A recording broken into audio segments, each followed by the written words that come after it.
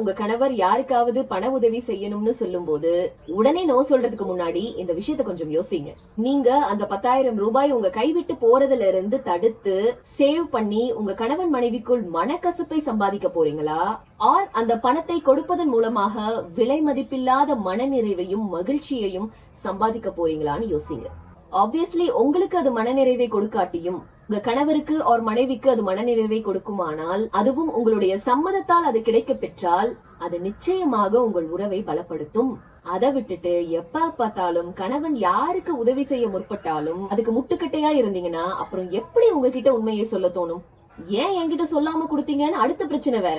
ஒருவன் தான் உழைச்சு சம்பாதிச்ச காசை செலவு பண்ற உரிமை முதலில் அவனுக்கு தான். அதே போலத்தான் பெண்களுக்கும். தன் சொந்த உழைப்பில் ஈட்டிய பணத்தில் ஒரு பகுதியை கூட தனக்காக தன் விருப்பத்திற்காக செலவிட முடியவில்லை என்ற எண்ணத்தை யாருக்கும் கொடுத்து விடாதீர்கள்.